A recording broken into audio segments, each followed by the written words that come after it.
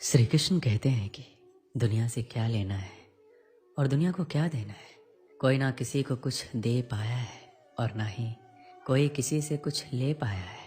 अतः दुनिया को छोड़ो और एक बात को गांठ बांध लो कि यह दुनिया किसी को जीने नहीं देती।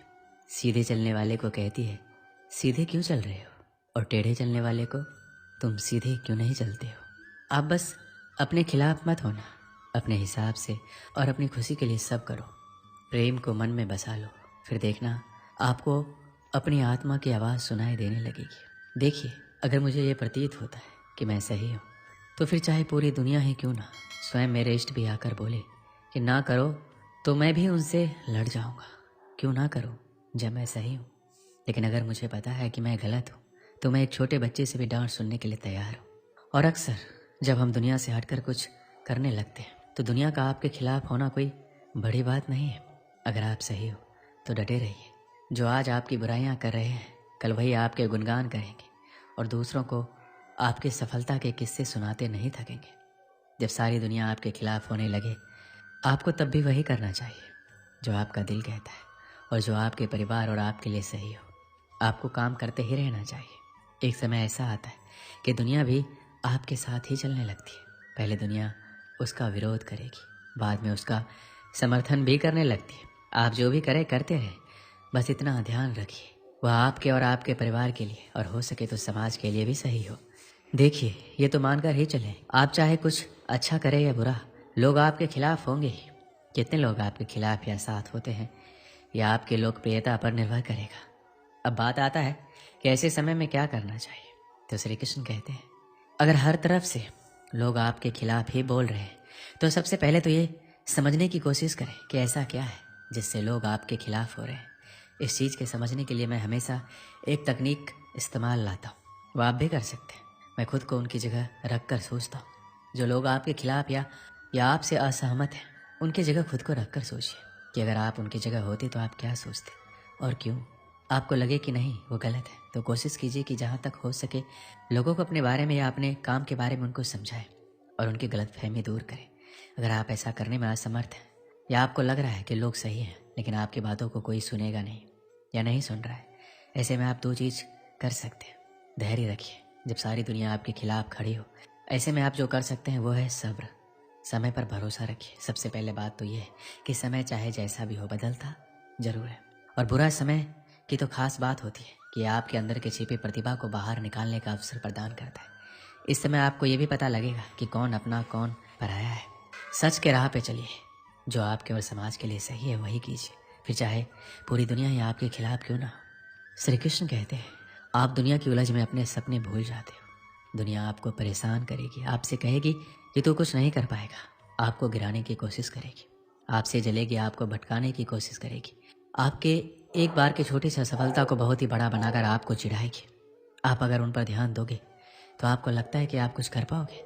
जी नहीं, आपको उन पर ध्यान नहीं देना है। अगर आप उन पर ध्यान दोगे तो आप कुछ नहीं कर पाओगे। बस आपको एक चीज़ सीखनी है, नज़रअंदाज और खुद पर विश्वास रखना है।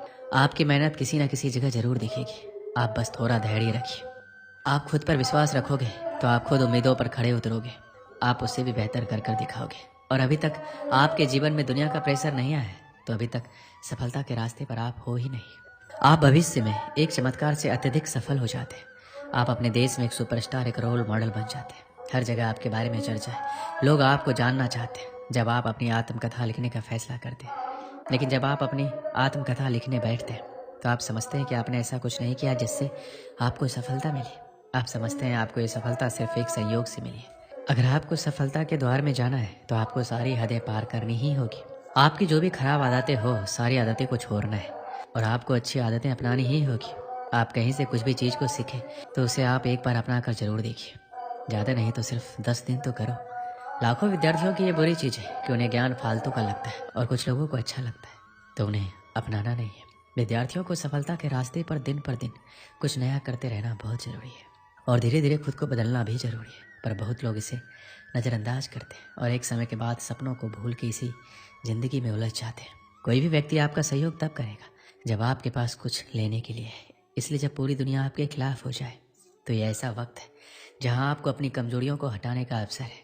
दूसरे दृष्टिकोण में आपको अकेले चलने का एक अवसर भी प्राप्त होता है, जिसमें आप स्वयं आत्मनिर्भर बनकर अकेले लक्ष्य की ओर चलने का प्रयास करते हैं।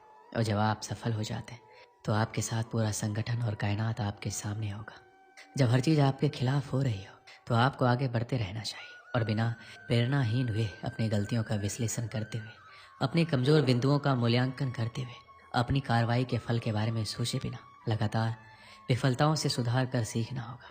ये ध्यान में रखते हुए कि एक दिन जब आप सफल हो जाएंगे तो आपको प्रेरित करने के लिए कहा जाएगा, तो आपके पास अपनी पुस्तक के लिए पर्याप्त सामग्री होगी।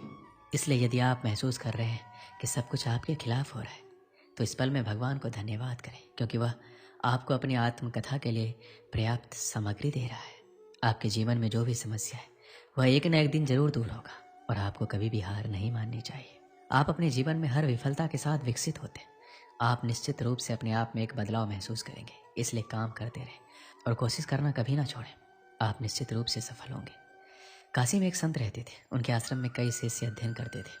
कुछ शिष्य की इच्छा पूरी होने पर एक दिन संत ने उन्हें बुलाकर कहा कि अब तुम लोगों को समाज के कठोर नियमों का पालन करते हुए विनम्रता से समाज की सेवा करनी होगी।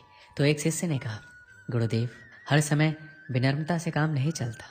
तो संत समझ गए कि अभी भी इसमें अभिमान मौजूद है। थोड़ी देर बाद मौन रहने के बाद उन्होंने कहा, जरा मेरे मुंह के अंदर ध्यान से देखकर बताओ कि कितने दांत रह गए। बारी बारी से सभी शिष्यों ने संत का मुंह देखा और एक साथ बोले कि आपके सभी दांत टूट चुके हैं। तो संत ने कहा कि जीभ है या नहीं।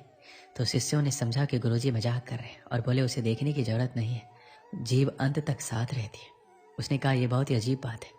जीभ जन्म से मृत्यु तक साथ रहती है और दांत जो बाद में आते हैं वो पहले ही छोड़ जाते हैं, जबकि उनको बाद में जाना चाहिए। आखिर ऐसा क्यों होता है? संत ने कहा, नहीं भगत, इसका जवाब इतना आसान नहीं है जितना तुम समझ रहे हो। जीभ इसलिए साथ नहीं छोड़ती क्योंकि उसमें लोच है। वो विनम्र होकर अंदर पड़ी रहती है क्योंकि उसमें किसी तरह का अहंकार नहीं है। उसमें विनम्रता से सब कुछ सहने की शक्ति है, इसलिए वह हमारा हमेशा साथ देती है।